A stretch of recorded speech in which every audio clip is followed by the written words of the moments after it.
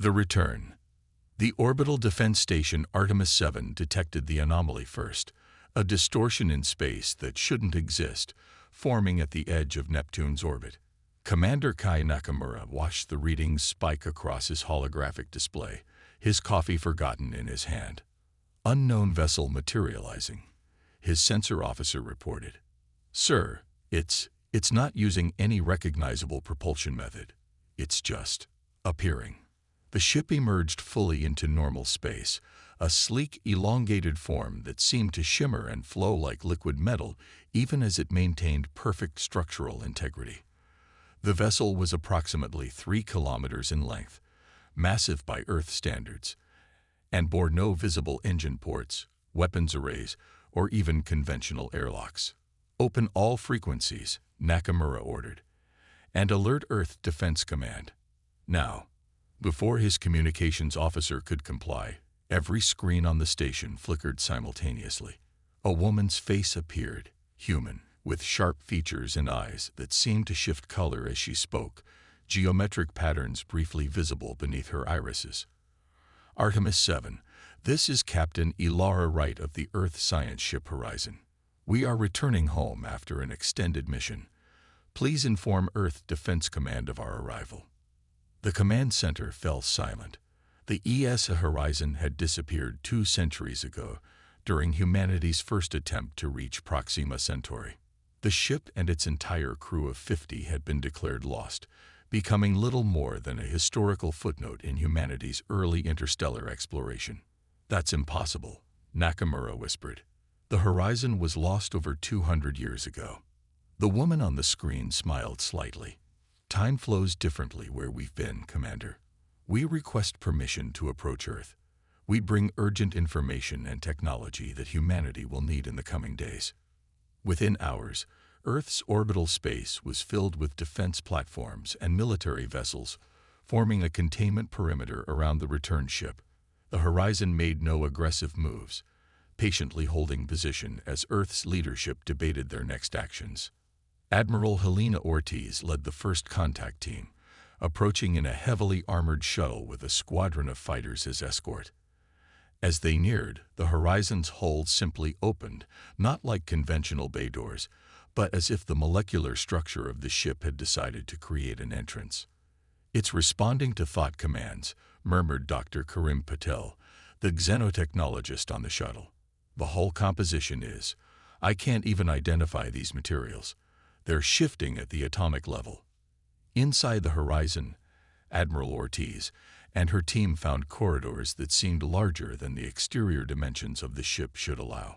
The walls pulsed with soft bioluminescence, and gravity shifted subtly as, at Wright's gesture, a section of the wall dissolved, revealing a chamber filled with what looked like floating mathematical equations that continuously solved and rewrote themselves. This is the ship's predictive engine, Wright explained. It calculates probability waves across multiple realities. The architects showed us how to read them, how to see potential futures and navigate between them. In 63% of potential timelines, Earth falls to the harvesters. In the remaining 37%, humanity survives and evolves. But only with our help. Dr. Maya Chen, Earth's leading quantum physicist, had been brought aboard to evaluate the Horizon's technology. She stared at the equations, mesmerized. These are solving quantum uncertainties deterministically, she whispered. That's theoretically impossible. Theory is a product of limited perception, Dr. Chen, said a man who entered the chamber. His uniform matched Wright's, and his face was vaguely familiar to Ortiz. I'm Lieutenant Commander James Reeves, Science Officer of the Horizon. What you're seeing is just the surface layer of multidimensional mathematics. Chen approached the equations. The mathematics checks out, she finally said, drawing all eyes. Their predictive models operate on principles we've only theorized.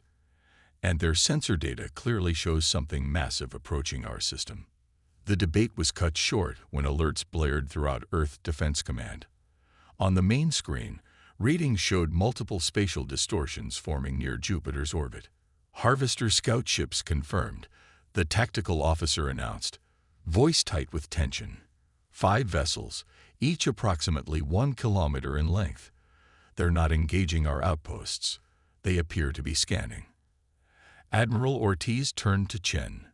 Decision time, Doctor. If Captain Wright is correct, we have less than 6 hours before their main fleet arrives. Chen thought of the flowing equations she'd seen aboard the Horizon, of the certainty in Wright's eyes. I'll do it. The integration chamber aboard the Horizon hummed with energy as Dr. Chen prepared for the procedure. Unlike the full transformation the original crew had undergone, this process would be temporary and focused, enough to operate the defensive systems they'd need.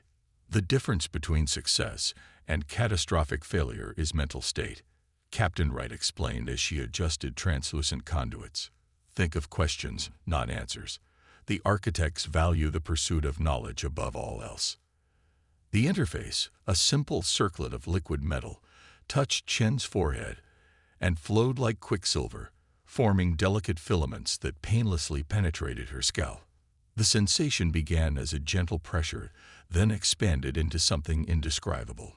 Colors without names flooded her perception. Mathematical principles appeared as tangible objects she could manipulate with thought. Most disorienting of all, she could perceive time as a dimension she could observe in multiple directions simultaneously.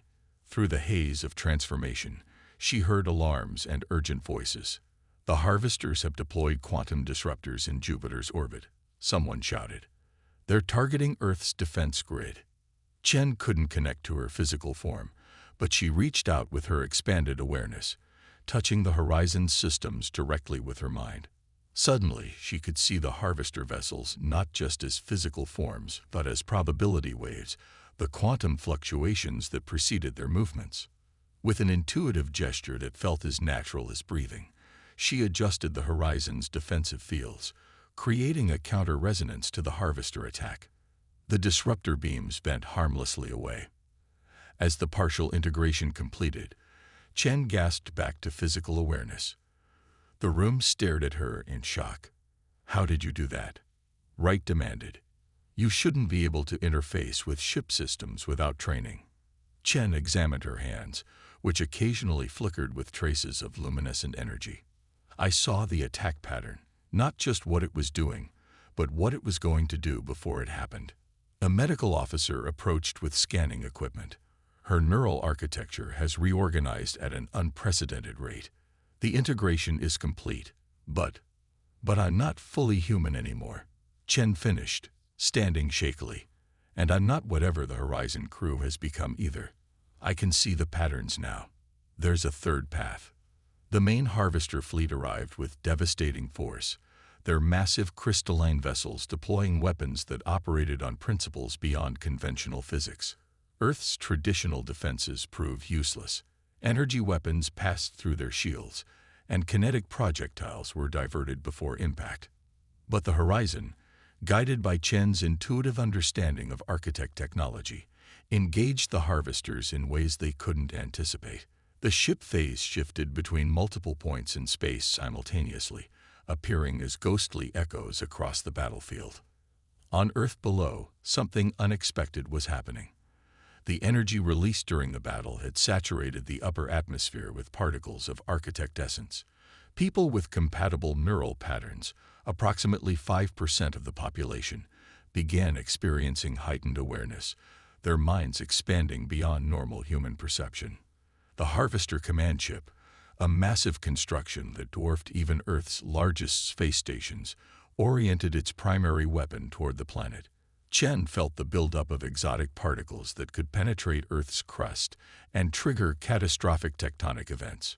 We can't stop that weapon conventionally, she told Wright, her eyes revealing intricate patterns beneath the irises. I need to join fully with the ship. The full integration is irreversible, Wright warned.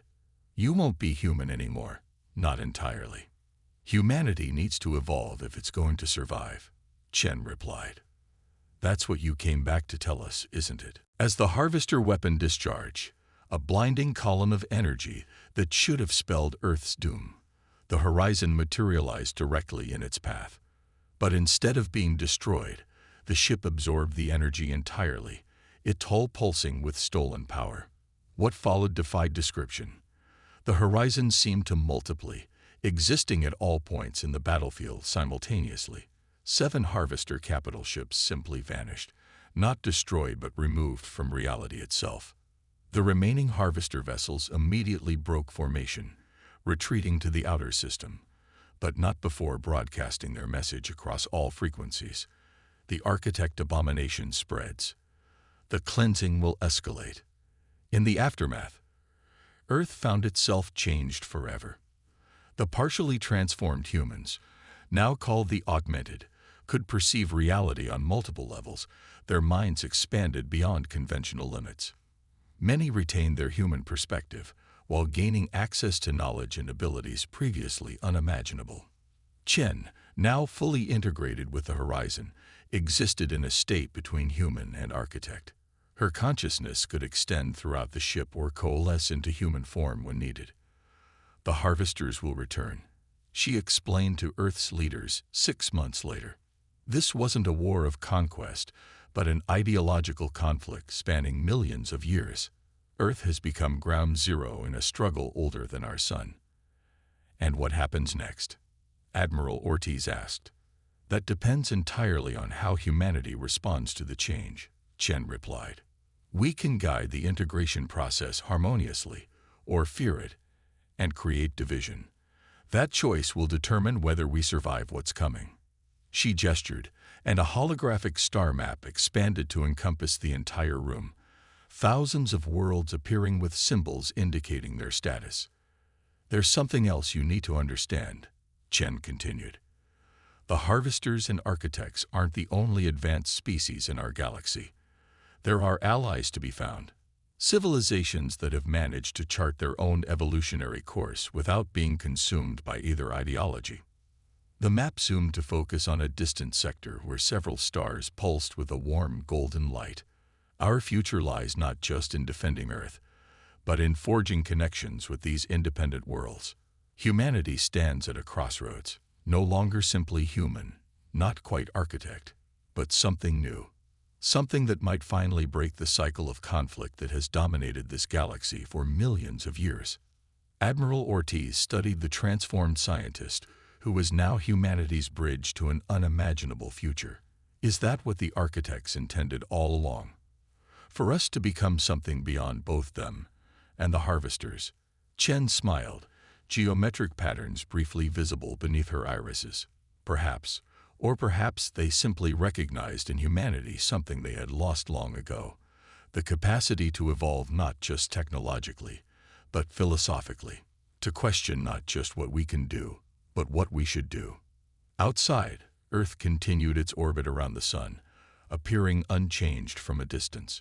But on its surface and in orbit, the first structures of a new civilization were taking shape, one that would soon reach beyond its solar system with technology and perspective, unlike anything the galaxy had seen before. The lost ship had returned, bringing not just godlike technology, but the seeds of humanity's transformation into something greater than it had ever imagined becoming. In the newly constructed Alliance headquarters on Earth, Ileana met with representatives from a dozen formerly subjugated species. The circular chamber hummed with translator devices and the excited conversations of beings who, until recently, had known only hegemony oppression. The humans have provided us with weapon designs that our scientists estimate would have taken us centuries to develop independently, said the Ventari delegate, her translucent skin glowing with excitement.